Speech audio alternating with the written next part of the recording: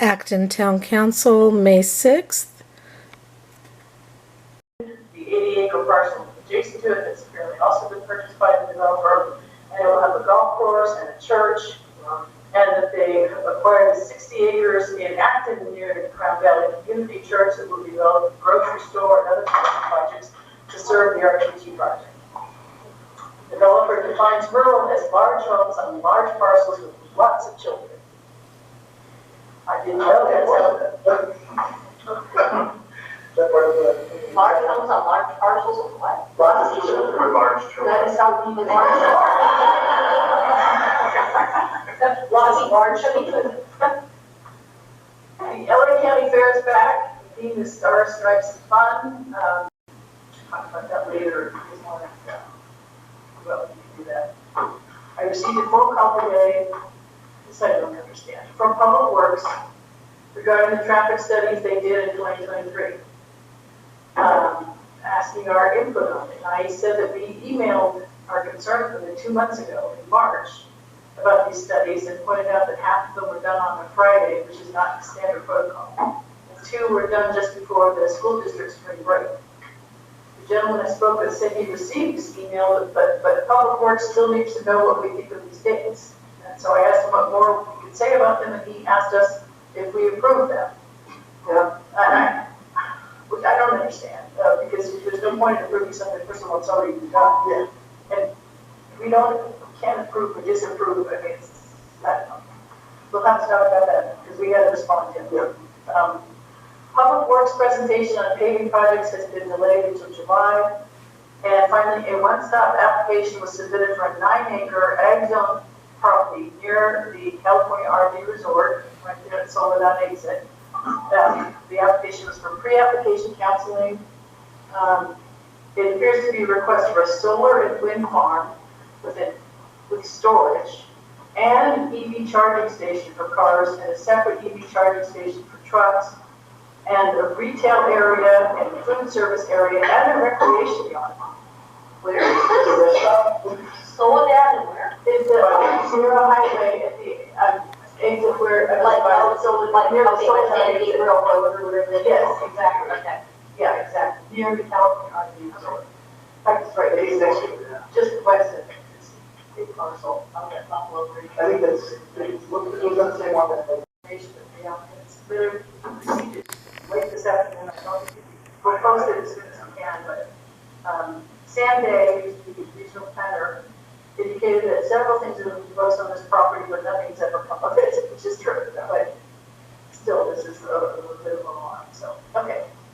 And that's it. All right. You know what, the Presbyterian Church here in town also has their big 100-year celebration. Yeah. June. Same time as the Cherry Festival. Well, I think, the big thing that we've been working on this last week is asking most of the county departments to investigate what rules we need to put on mulch disposal / spreading on rural land, which is all the Antelope Valley, and investigation into whether we can bill property owners for fires when they're as a cause of suppressing mulch fires and the mulch piles catch fire. There was a very big fire, started last Monday, burned for 4 or 5 days, a lot of fire department equipment there. They have been cited by public health about their mulch, and so we're going to see how far we can take this. This is manure or mulch? It's mulch. It's a plant mulch. Yeah, not manure, but plant mulch. And this is kind of this is kind of a precursor to more enforcement, or our office seeing what more enforcement we do on some of the illegal commercial disposal things that are popping up in the eastern Antelope Valley. Construction waste is finding its way out there. But you guys used to have dirt here from construction sites 4 years ago. It was everywhere. Well, now we're getting construction debris out there. One thing I think it's really important also, I do believe that the county has the ability to, every mulch facility not only has the H1B permit, but also has the LA County operating permit. No, some are in the city of Los Angeles, and that's what we're, Okay, so the ones that are not, though, the ones that are not in the city, yeah. or I believe even if they're, I don't know if many are in Santa Clarita, they're pretty close, but I think they're all unincorporated. But the county can adopt its own standards for cleanliness for mulch coming out of that. No matter, the state says, you have 10% trash or something, and that would be. Well, the last batch we got had like zero trash that we sent them out to investigate. The guy was also putting ground up construction debris along the edge of his property, but his mulch was clean. It wasn't a problem of trash, it was a problem of there was just mulch spread everywhere. Well, in light of what Supervisor Horvath did on the night, and all the board approved it, ministerially approved, set of the systems being ministerially approved solar farms, we're probably going to see a lot more in this community too. So one of the things that we're going to look for is mulch, the dust down, and none of the mulch has trash in it. So, a number of things that we can ask for on the REL, which is not on the agenda tonight, but is to ask for the trash only to come from Locust, the mulch only to come from Locust Canyon, or any county certified land, county mulch facility, as long as the county has adopted standards that say no trash in it, So I really think it's important if Well, the state has a percentage level, so I don't know. Yeah, but you can make it more strict. I know, but I don't know what the percentage level of it is. Is it more trash? Let's do zero. Yeah, I'm saying There's one written gum wrapper in a truckload. Yes, You gotta pull it out. if there is one gun wrapper and a gun wrapper in the truckload, no one's going to see it. Okay, so well, I don't know. Like I said, this last batch that we had the inspectors out, I went out and looked at that. Well, And it might come from Lopez Canyon, Lopez is great mulch, but if you stack it 4 feet high and put it across the whole parcel, it's going to catch fire. Well, and yes, yeah. Thanks. And when it all just dwindles down, that one wooden gum wrapper is sitting there on top. Well, I'll bring that up for the. Yeah, Whatever mechanism they're using to figure out what the percentages, it should be at the report. Our crime analyst is still out, so I don't have any stats for you guys, but I can say that big shout out to Chuck. We were able to secure the money for the 4th of July parade, probably about the fastest we've ever done, so if you guys want to give him a round of applause, I would. So thank you, Chuck.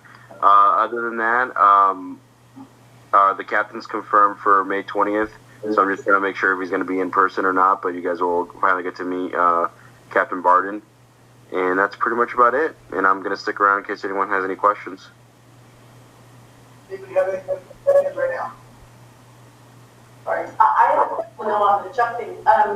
On the 4th of July, is this something that the board has to waive or something? Should we write a letter? No. So the supervisor said it's okay. We did it last year, and we did it the year before. So this is at least the 3rd year we've got to pay the sheriff's overtime, the staffing costs. And we got it from some mysterious, I shouldn't say mysterious, some company called the JAG. I don't know what JAG stands for. We're use it for overtime fee. It seems to be in the discretion of the supervisor. And we said we've got enough money that we can pay this. So we're all good. But you can, if the town council wants to write a letter to the supervisor thanking her for making it available, that's totally fine. Do that on the lower.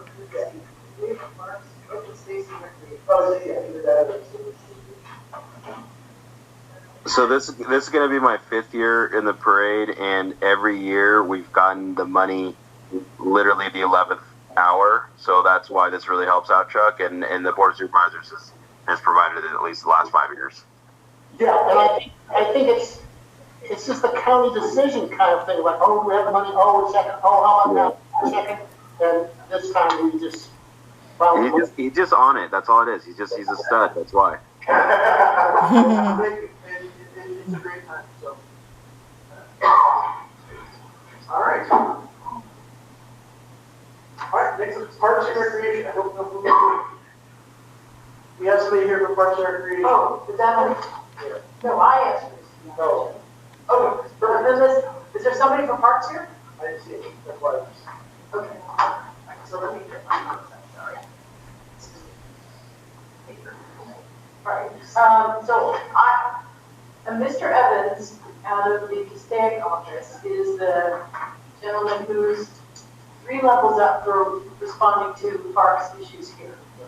And as you know, at the last meeting, we had a resident here who was, rightly upset, the slide has been going for more than a year. So that triggered a whole number of things that happened. And Mr. Evans, we will be talking with, I think, hopefully soon, over quite a bit of things. He seemed genuinely interested in making the park better and bringing better park facilities to the AV and into Acton. He did some digging and learned that the reason the slide has not been fixed is because that slide model has not been made for a long time and no spare slide parts are available. So I asked him, then, can we pull the trigger on a whole new slide mechanism? He said that they're working through that process. So he said he would get back to me as soon as he do, but I think he would not object to us saying, okay, what's going on? This was several weeks ago, okay? He reviewed, while I spoke with him when he called me, I spoke with him over the phone, I expressed to him some of our concerns that we set forth in writing to the Parks Department on the PNA Plus report. Really fundamentally had some good basic tenets, but in the execution plan that they had, we missed a lot. At any rate, so he asked if he could look at a copy of our comments, and it's 20 some odd pages, a lot. He read it, and then he emailed back and said that he agreed with all our concerns, and it gives a very accurate picture of Antelope Valley Park facilities. I'll give you some more when I talk about some other things later on. Some really shocking statistics. So he agreed with it, and I appreciated that. I explained our concerns about starting up the new community park group, and he confirmed that Parks and Rec's quote, core community partnerships program and policies needs some adjustment, and he indicated he wants to work with us and with the Acton Women's Club on that. He met with the Acton Women's Club, and the gal who spearheaded that, he asked her if I could go, and so I attended that meeting with the last Friday, 2 Fridays ago here, and the main topic, of course, was the 4th of July parade, but other things were discussed as well, specifically the corporate partnership. He has taken it on himself to work with Parks and Recs to get them to revise their programs and policies so that they actually achieve their core function, which is to expand community participation in community events at parks. So that's their goal, so they've taken it over and then proceeded to impose all kinds of restrictions and conditions that people can't accept. And it was understood that apparently Lake LA, where they tried to require Lake LA to do the things that they were asking the Women's Club to do last year, which means every person in the Women's Club had personal responsibility, liability responsibility for the active event. Lake LA said no, and went to Supervisor Barker. Supervisor Barker said, you shouldn't have to sign this. So anyway, I'm optimistic. I'm always optimistic, though, right? If I work, I wouldn't be doing this. That things are going to change. He wants to keep in touch with us. In particular, he wants to, their Parks Department 10, 12 years ago had a very close relationship with the school district. Had a memorandum of understanding with them to share facilities, and had gotten approval from the school district to actually have a park office and use facilities there at the school so that they can have after-school programs. Run after-school programs, because most parks, most county parks have buildings that ours does not. We have a bathroom. Yeah. That doesn't count. You can't have these. So this is sort of a stopgap. Anyway, so we'd like to reinitiate an MOU with the school district that would allow parking activities to school and allow an office to for staff. So I told him that I would make a few motions at this, and I've written down. Okay, worried. First of all, I move that we contact Mr. Evans and arrange a meeting to discuss how we can collaborate with the Parks and Rec to address systemic problems in Parks and Rec's facility repair process, and address deficiencies in Parks and Rec's core community partnerships program and policies, and if possible, include Susie Niemer from Supervisor Barber's office in the discussion. So that's my motion. We can discuss it. Somebody wants a second. Second. Second. All right. Discussion. I think it sounds good. I think any dialogue is better than, What we have. yeah, right. And to have at least initial reception to our concerns, and we can bring that advocate in a position to help make that happen. Instead of shouting. And I think that Mr. Evans will be, my initial assessment is that he will be. Hey, he's been really written 20 pages, right? Yeah. That says a lot, and so. Yeah. I agree. Yeah. And I think it would be great. I think it's a good idea to include, because Yeah. how ground down. Right. Okay. Any other thoughts? No. All in favor? Aye. Opposed? Carried. So now I have another motion, that we assist Parks and Rec to engage with the school district to revive the MOU and the collaborative program that was existing between Parks and Rec and the school district. We'll go ahead and. Yeah, let me get a second, then we can, Yeah. do you have a second on that? Second, yeah, and my, probably talk about second, you know, what people brought in Virginia, who moved to that, whether it just kind of hold out, say, hey, this existed, maybe the two parties aren't aware of it, and yeah, it was now, we kind of, so here, but not being deep and like. There's almost nobody at the school. That's what it was, They're all. yes, which makes sense, that's why I think an introduction, at that level of like, hey, school district, there was a thing, you may not remember, here's what it was, here's a person, he wasn't around either, so he doesn't know what.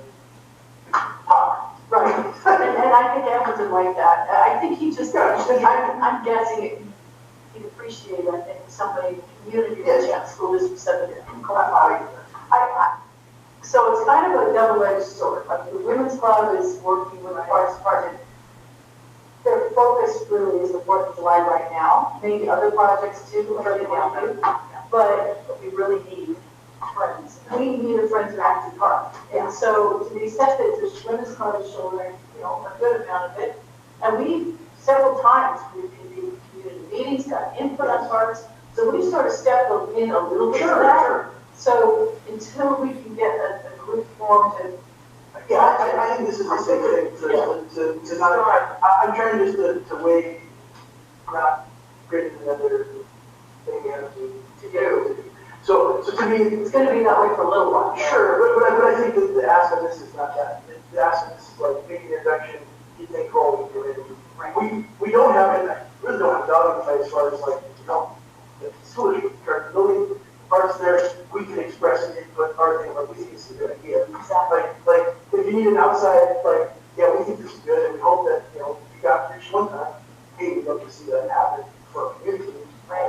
But I think outside of that. Well, and it's good if a group was started and representatives of the Women's Club came, maybe a representative of us came to a meeting, other groups in town. where they can- Terrible idea that like that should be, that is the for that part, just getting representatives from each group and from You the mean, outside.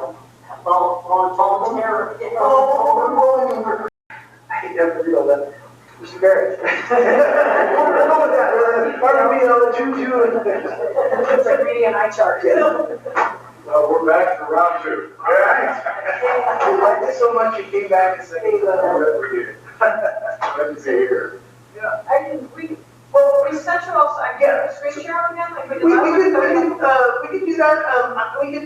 yeah, if you want to do that, I'll get going. I was just gonna kind of lead off with like, I looked at it, and kind of in depth, and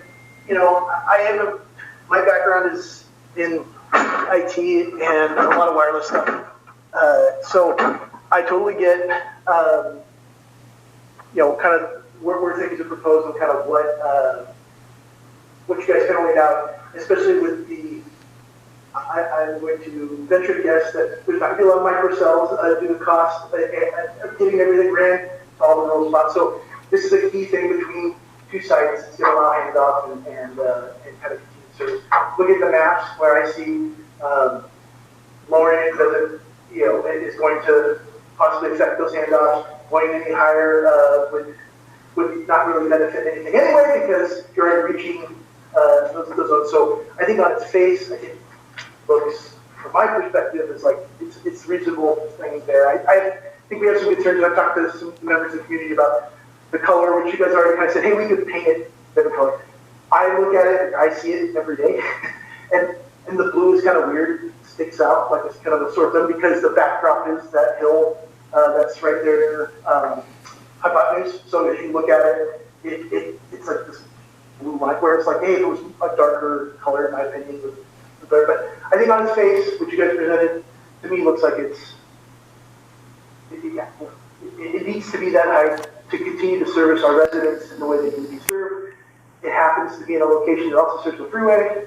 I don't know if that's, actually that was originally colored by design, but I don't think that is, you could make it 40 feet, it's going to serve the freeway, I guess is what I would say. So the shrinking it doesn't do anything. All it would do is affect negatively our residents, which are out from the freeway. So, I think the current height, if that's the limit, I think is reasonable. So that's my 2 cents, and Jackie has some thoughts. I just want to, just so I understand, it sounds like what you're saying is you looked at the service maps for GS for 75 feet, 100 feet, or something.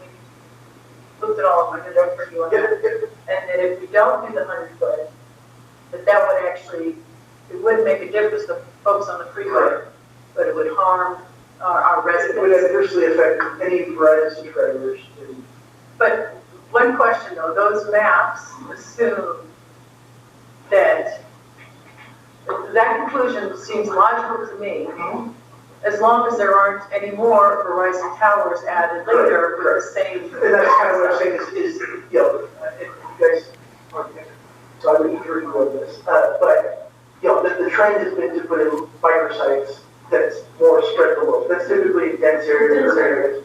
Yeah, but we also get applications for wireless things too. Sure, not just things. So one thing is, if we, go ahead to support, I don't forget what we're going to do. Sure. Whatever we do, if the premise is that we need the 100 feet to serve our residents, then I think it's also important to say we don't want to see an application in the next 5 years for another tower, because we already have way too many towers in this town. We have more towers than any other community, unincorporated community I'm aware of.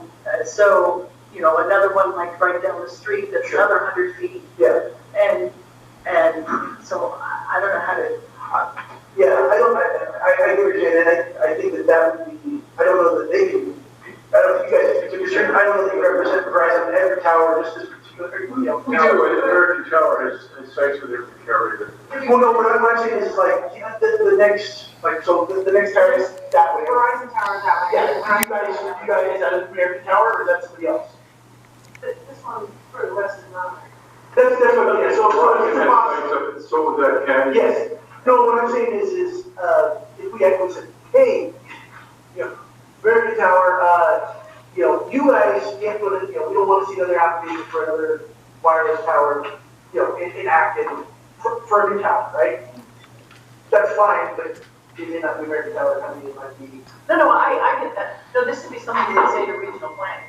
Because, this is a big step for us to say, okay, we don't really care what the ordinance says. We agree it can be higher because we're getting this benefit out of it.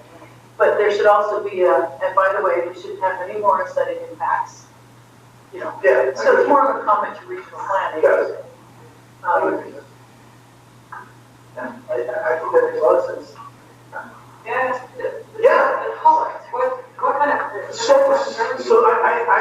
would prefer, I'm a guy, I don't know that, I'd be like brown, and you'd be like, okay, great, we're gonna be brown. I think something, like, I want to give you examples, I think in the documents, we're probably more in line, whatever color that was, that looks much more, because we do not, if you were at that tower and you looked up, sure, the blue is like, okay, cool, what's in the sky? But that's, I think, well, the problem is too, I can imagine, that that's, When you see it, yes, it's in the mountains. yes, And it looks lighter because we're not in the same. yes. So that's why, like, if it's brown, reddish, brown, something, yeah, but That road for several days now, waited for a response on the status of that, never received anything from regional planning. The unpermitted outdoor storage has been there since at least 2006, looking at the regional planning areas going back that long. So it's been a standing violation for almost 20 years. And it's been turned over to them, regional planning. So the fact that they don't have an open NOV is irrelevant. The complaint has been made to them for two problems, two violations. A discretionary application such as this telecom CUP opens up everything on the property, no matter what, including all extant violations on the property.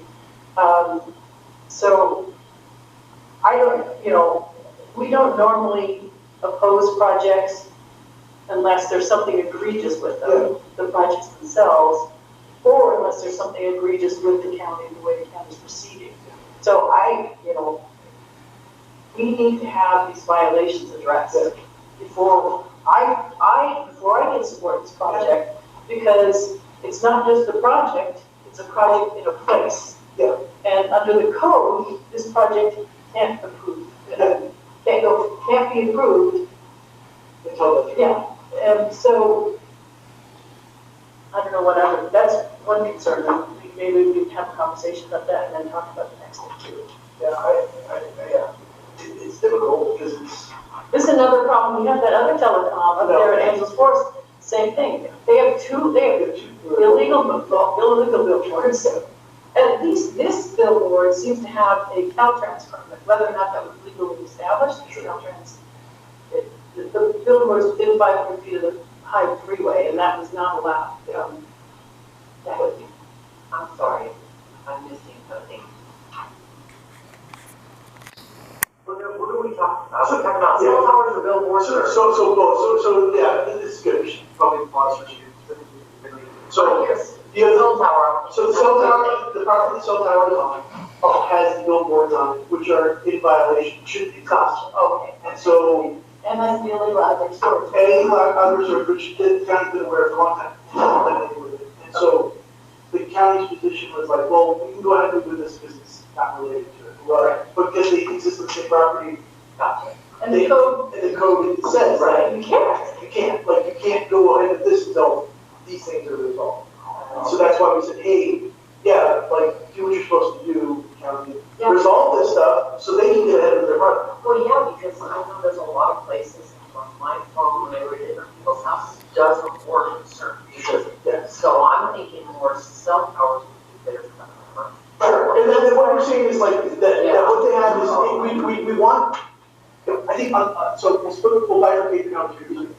One hand's like yes, I think like the tower, great, awesome, paint different color, yay. Because one community to have cell phone service when they go to people's house or at their own house. That's all fine. The bad side of this is yes, the county's behaving badly by not doing what they're supposed to be doing, and if they would do what they're supposed to do, yes. Well, let me go a little step further also. On the one part of the ordinance, we wanted to be very careful on this wireless because the county adopted a new ordinance governing new and existing wireless facilities like 2 years ago. And so, And we can put comments on it. yeah, we did. We commented extensively on the wireless ordinance. And this project, although it's an existing CUP, it doesn't comply strictly with the requirements of the ordinance, which is limited to 75 feet. This is 100 feet, okay? So we asked at the last meeting that they come back under the wireless ordinance, the applicant can apply for a waiver from the 75-foot restriction if they show feasibility issues, so on and so forth. So the applicant returned with service maps showing what you get at 75 feet because, hey, if you don't need it, we're not going to support a 100-foot tower. So they did service maps, who gets service at 75 feet, who gets service at whatever that it was, and who gets service at 100. And so Jeremiah did that analysis and said, it's worth it to get the 100. So what he would be requested, I assume, is to support the waiver for the 75 foot. But that's a different issue from, that's just one requirement. That's what they're here for, but it's all pitched on the wagon with recipes. And we have. Sure, do that. Now it stops, just like you have other issues on any of the parcel, now we have a loophole that everyone runs through, which is like, well, I can fix that because, meanwhile, so the flip side is just to be like, really lay everything out. We have homeowners who, you have a out of code host bid, and we're gonna crucify you on that. Yes. You can't do anything. Yes. So you need a permit to get the report. I'm like, no, you gotta set out a meeting, we're not gonna do anything to help. So why, in this case, are we gonna say, this thing's okay, and then all these things we know about, and you say, well, we're not gonna do it. And we've been after this facility for, billboards first came up in 2007. I mean, almost 20 years. This billboard, there's no public works permit pulled for it, for the construction of it, no site plan approved by regional planning, and those things were approved even back in 1964, long before these billboards installed. Before Caltrans could issue a permit, it had to be approved by the local jurisdiction. And there's no evidence that happened. And so does Verizon have to wait to come back with their proposal until the NOVs are fixed? well, county lets people operate without a. Yeah, I don't know. 2012, this could be expired in 2006. Yeah. So, it is. Yeah, I don't think it, clearly doesn't indicate they're taking it down. I mean, the thing is that there's a billboard there that shouldn't exist, but it's still there. So I think the thing we're wrestling with is like, what do we do? Because on one hand, yeah, great, let's this appears that this looks like this is okay, the community support, even in spite of the ordinance, we say, hey, like Jackie said, the benefits outweigh the negative. They've been wonderful to work with us on, things like, hey, we'll that's all great. And to no fault of theirs, the place where their tower happens to be, or. Just keep in mind, the guy who owns the property makes money from the illegal uses, all the illegal uses, and the legal uses, and uses pending CUP. So, It works for them, what? it works for him. But, well, maybe the audience here, Yeah, exactly. how on earth, after 20 years of doing this, can anybody on the town council support a CUP and a property violations? It is so against everything we've done for decades. That's the only leverage we have. Yeah, and I don't like to think of it in terms of leverage, but I know you're a negotiation guy, right? You're an arbitration guy, right? But it's just like, so many of our residents have been abused by this system. Yes. And other residents have gotten away with murder. Yes. And I have to, it's, I don't know what. So then, okay, so then I'll raise the second issue on this, that, and it has nothing to do with, it's probably something to bring up to Supervisor Barber.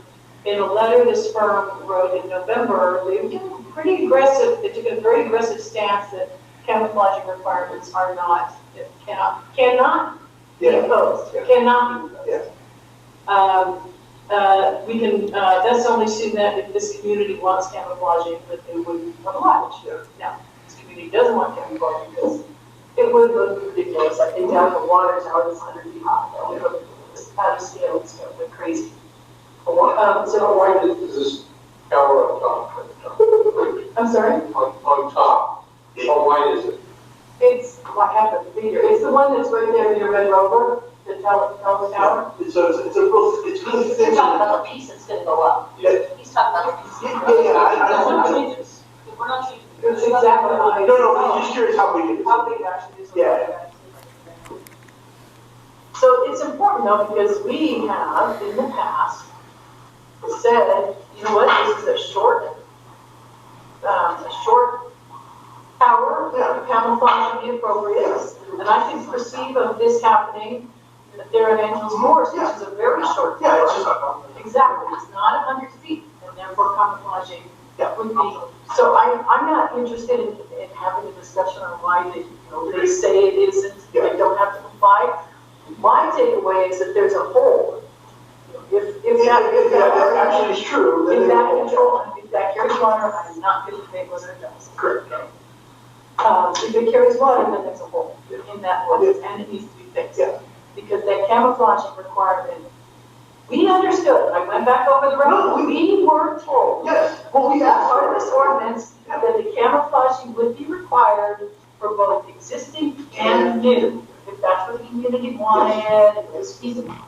So, to the extent that some applicants are aggressively taking the stance that no, it's not required, that's a problem.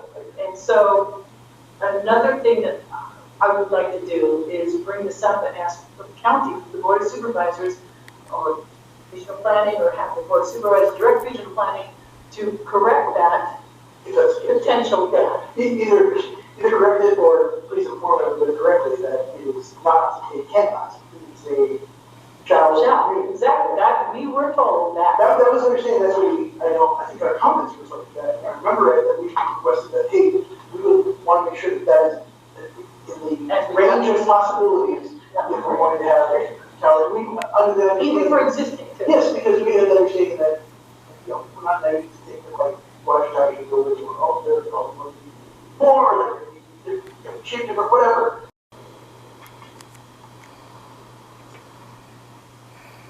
Okay, yes. I move that the ATC support the waiver and oppose a hearing being convened for this project until all violations on the property have been eliminated. Is that consistent with what we're talking about? Yeah, maybe we get a second, we can discuss. Okay. Anybody second that? Second. All right. Yeah, I appreciate that.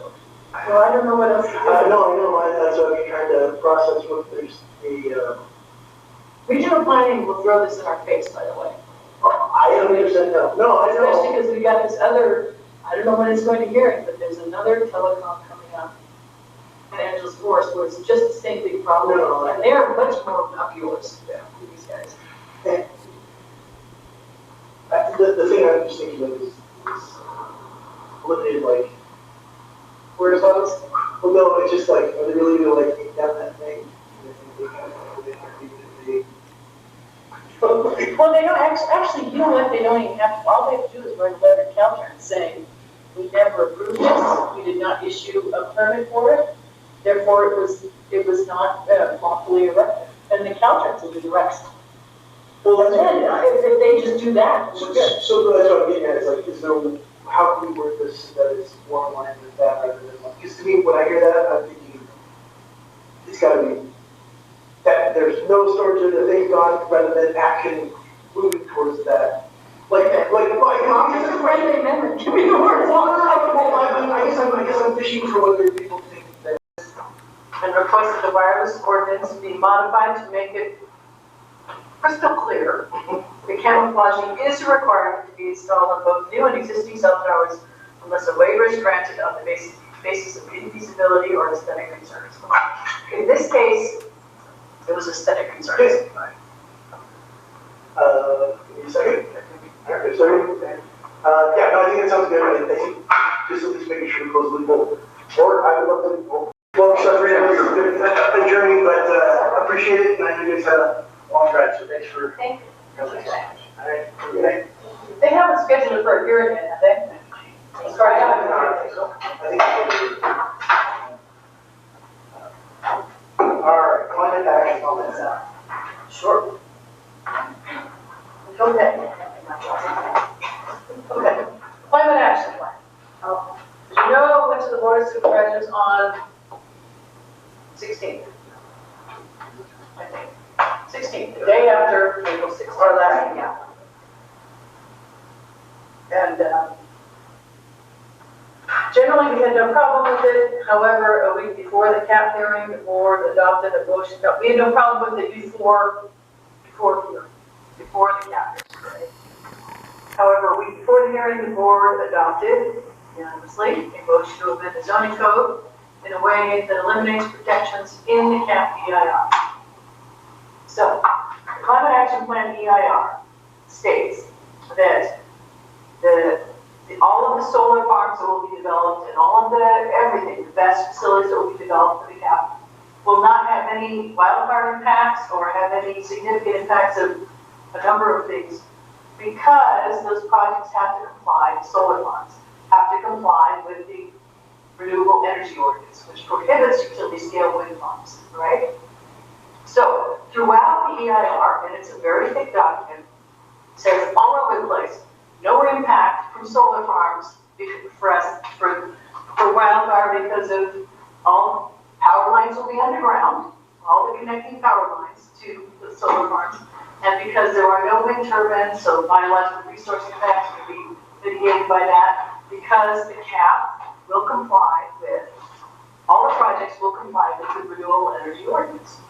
Because under the REO, the Renewable Energy Ordinance, all the lines have to be underground, and all solar farms have to have discretionary review, every one of them. And they all, no wind turbines are allowed.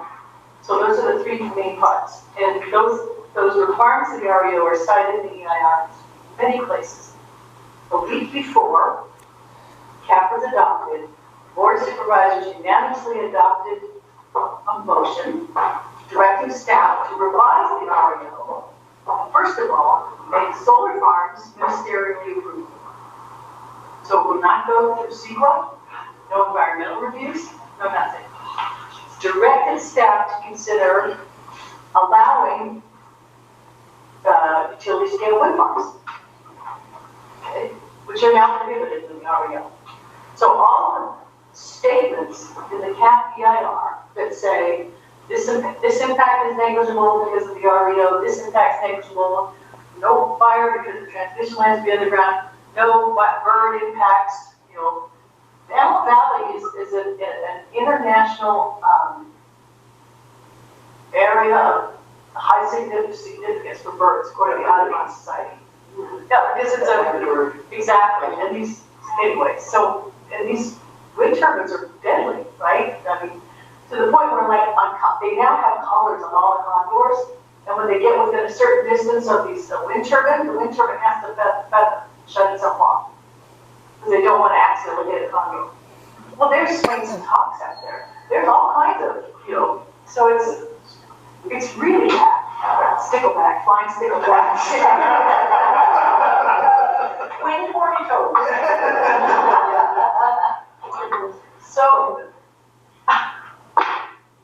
So it's a problem. And then, okay, so that's one problem.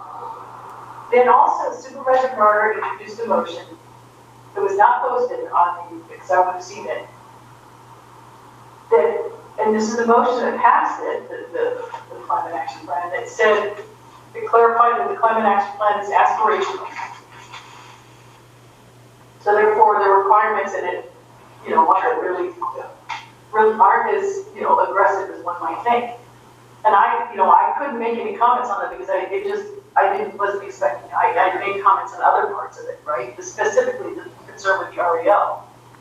So the problem is that the Climate Action Plan is part of the air quality element of the general plan. It's in the general plan. And there's something called the California Planning and Zoning Law, which is in this state code. And it says that any element in the general plan, that's in the general plan, is binding and enforceable. You have to implement, okay? It's not aspirational. And it even goes so far as to say that under the code, there are certain elements that are required in the general plan. You have to have a housing element, you have to have a safety element, so on and so forth. You don't have to have a climate action plan. You don't have to. It's optional. But it says any element or any component of an element that's added to the plan, even though it's not required under state law, the minute it becomes part of the plan, it is enforceable, just like all of it's they're obligated to comply. Right? Okay, so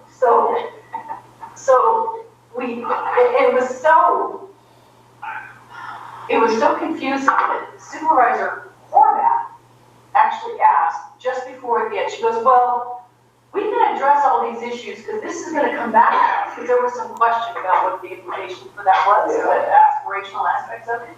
Horvath literally says, I don't remember exact words, she goes, this is gonna come back to us again, so we can address all of these concerns before it comes back to us. And county council, instead of saying, no, what you're saying today, when it comes back, we're just formalizing what you're saying today. Yeah. So what is going to come back is exactly what you're approving. Yes. Today. Yeah. So we can work all these questions out, words to change things, and then come back and redo it. They called the public hearing. So, yeah, I'm like, I don't know what law firm county council got their JDs from, whatever, hospital. So Jackie, are you saying that even though they made the motion to clarify that the climate action plan is aspirational, they're going to put it on the front page, that it actually can be enforceable because it's part of the plan? It's not can be, it is state law. By nature, where they're sticking it. They have to implement the goals, strategies, and objectives, and they have to try to achieve targets. There's one exception, okay? The climate action plan itself says one thing, it explicitly calls it aspirational. It's the 2045 carbon neutrality.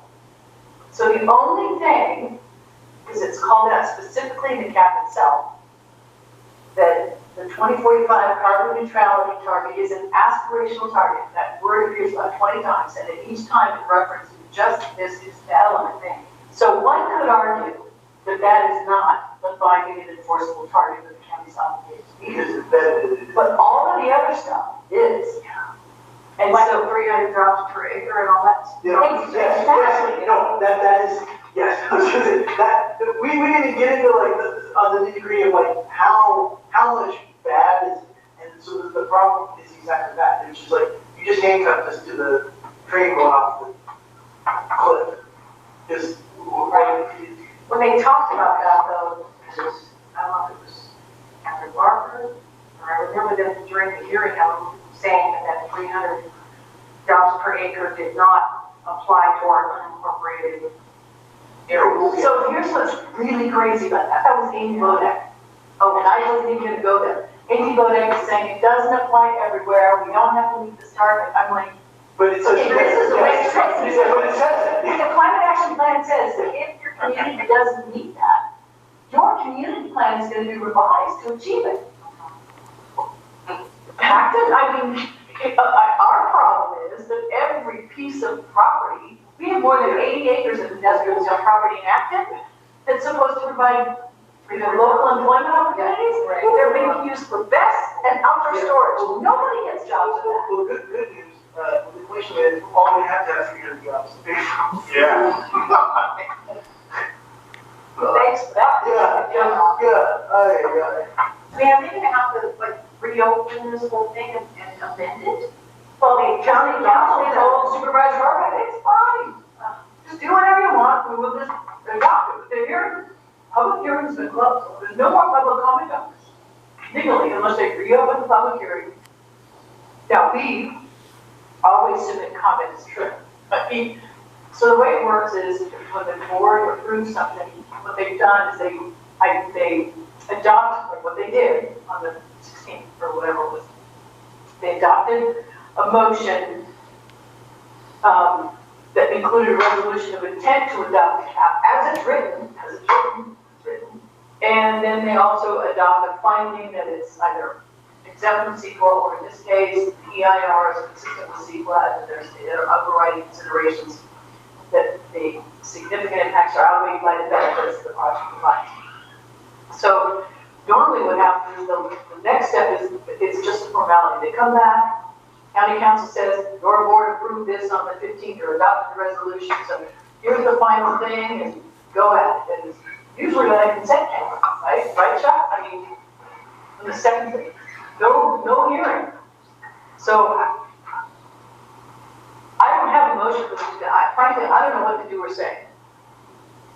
Other than, well, I do have an idea, but I shouldn't say I always have ideas. Well, One of the things is that we need to engage Supervisor Horvath on her motion to amend the REO. Because it covers the DIR. And her motion said, distributed generation is more expensive than utility scale. That's a flat out lie. Yeah. I know. And so I have a further idea, because she's not likely to take a meeting with us. Sure. But, you know, I've been working a lot with the Center for Biological Diversity and the Nature Conservancy. They have taken a very strong, in fact, I called, as soon as I learned about that, the April 9th motion, I called the guy I know at CPD and I told him what was going on. He was like, he freaked out. He wanted to speak, but that hearing was so screwed up, right? Yeah, it was not where people. Yeah, oh yeah, everything they closed shut it down. He got a letter submitted, but it doesn't show as being submitted, so I need to go look with him on that. If you look at the record, their letter isn't in there, but he was very concerned about that. So I was thinking maybe we could talk to. Oh, it's a coalition? Yes, Yeah. CBD and TNC. To talk to her about this, if nothing else, just to address this thing about distributed generation. Yeah, those groups would be amenable to it. I think they would. Well, I think we're aligned on it, and that's why, I mean, we don't have to talk about anything off the reservation. Right. Stick to what the, yeah, I think it's gonna be. I think they'd be very concerned about the above ground the wind turbines. Well, there's a gentleman who is in charge of the Congo project, lives in Acton. Oh, really? I didn't know that. Yes, Michael Clark. Okay, all right, no discussion, all in favor, no? Aye. Any opposed, no? All right, motion carried. And then I move that we contact the ARTC and ask them to request a meeting that we participated in with Supervisor Barber to address the climate action plan, the implications of the April 9 motion on the climate action plan, and the aspirational aspects of the climate action plan. Second. That's it. All right,